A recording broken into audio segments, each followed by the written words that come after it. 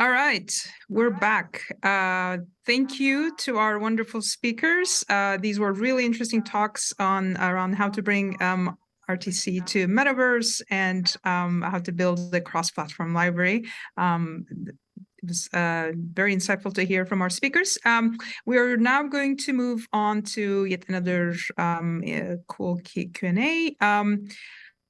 I will start off with some questions, but please feel free to submit your questions. We're going to try to get to as many questions as possible.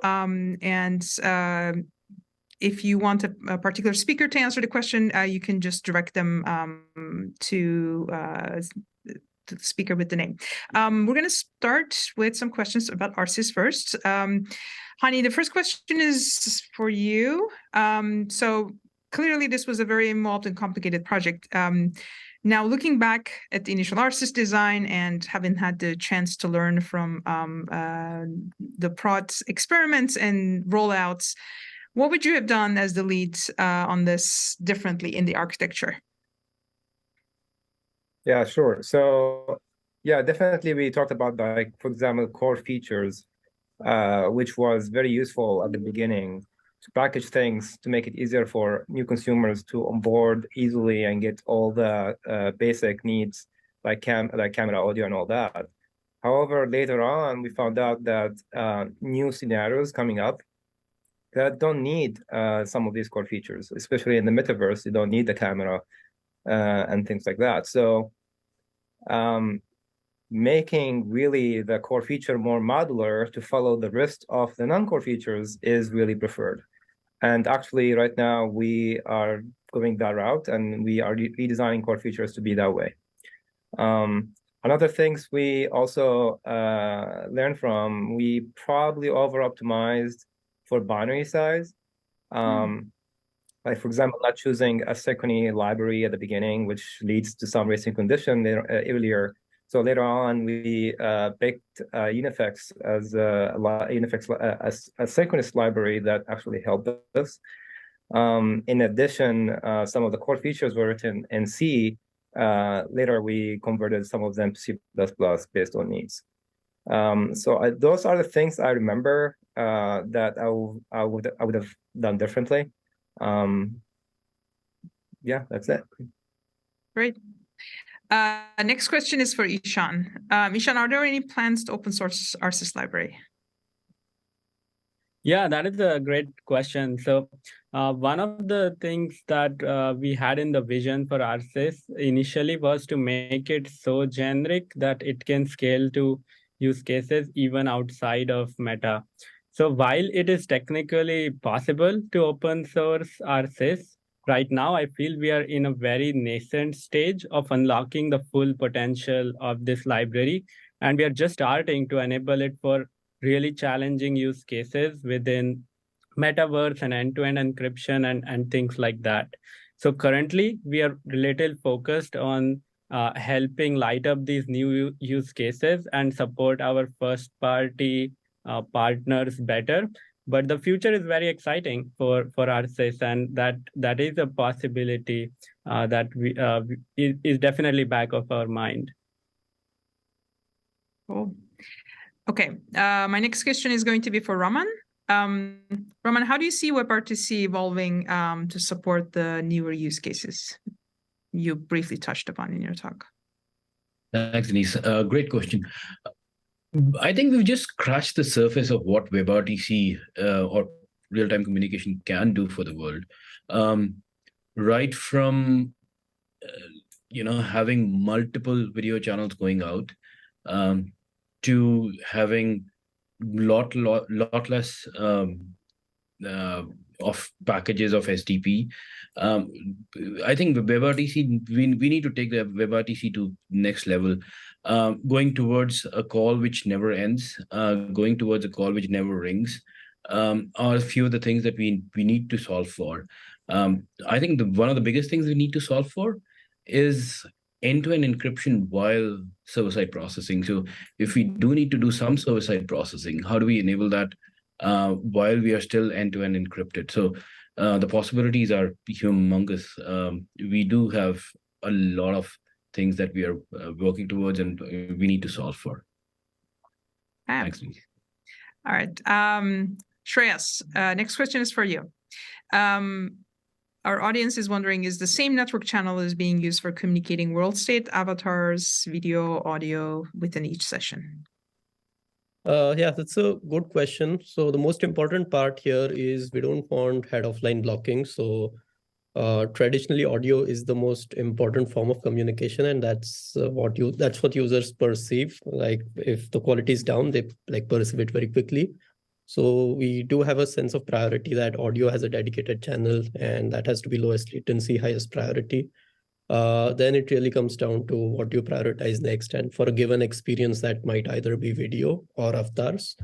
And then world state, again, it's kind of an optional experience. So we do have different channels for each of them. The characteristics required are also different. For example, video has much higher bandwidth requirements than, let's say, a photorealistic avatar that's synthetically generated, because you send a lot less data over that channel.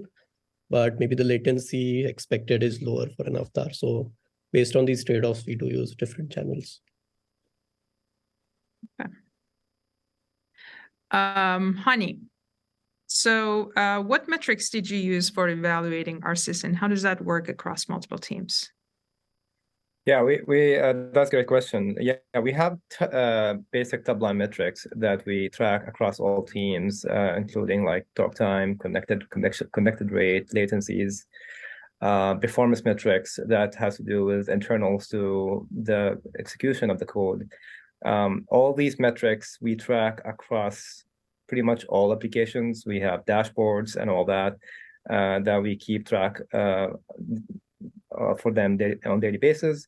However, when a new partner comes in and they want to onboard on RSIS, they most likely will go through experimentation phase, and they will probably compare their metrics across the different applications to see if they're aligned with all what they get. There could be issues in the app that delays and add latencies or anything of that sort. So we go and dig into these kind of things. Yeah, so other than these metrics, of course, we track crashes, and also crashes goes into experimentation as well. We track if the experiment increase crashes that way as well.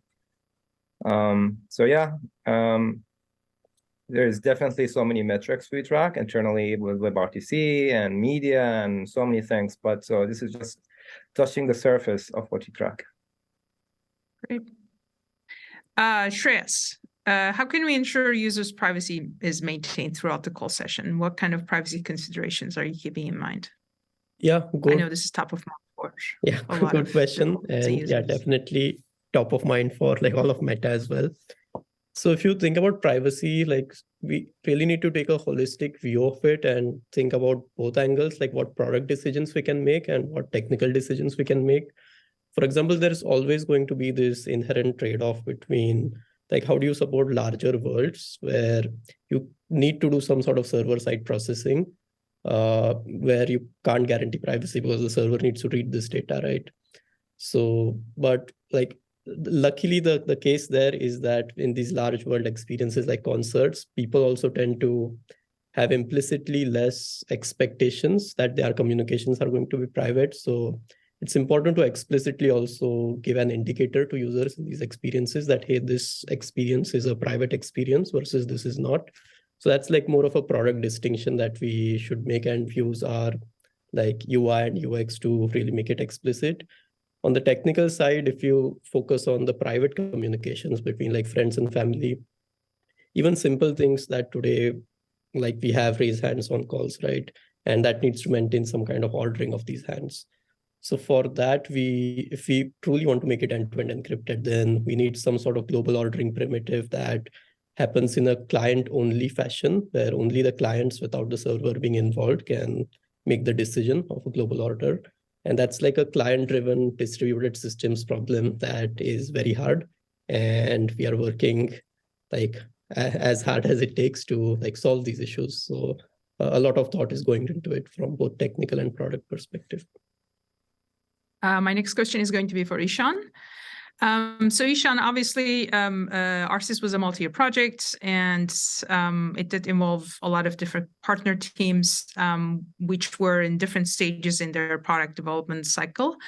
Can you speak to the challenges that potentially you guys faced, while keeping the old stack alive, and how did you go through those trade-off discussions, decisions around like which fixes should be applied to old stack versus fix forward? What were some of the more like a gnarly technical decisions that went into like that you opted maybe only to fix it in the new stack versus old stack, if there are any like notable ones that you can remember? Yeah, for sure. So ARSYS has been such a long journey and a great learning experience for me, both like as an engineer, also as a manager.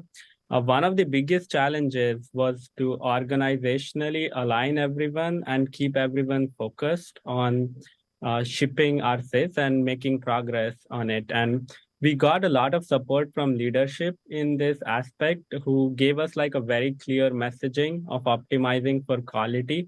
So that made sure that we were doing our best work without being under a very tight timeline pressure and without needing to optimize on many different parameters. Another big challenge was, as you mentioned, needing to also make sure that old stack was also working. But in the middle of this project, we even had the COVID pandemic. So there we had a lot of challenges like building rooms because on old stack, because there was a huge demand at that time for users to have this functionality available as quickly as possible.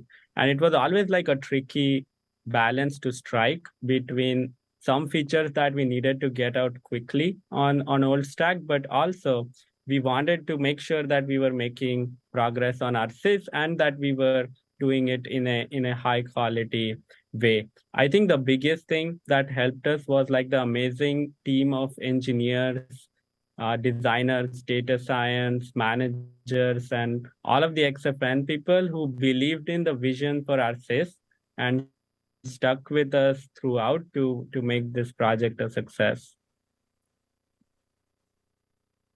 All right. Hani, is there anything you want to add to that? Like any examples of maybe key technical features that could be a good example for our audience?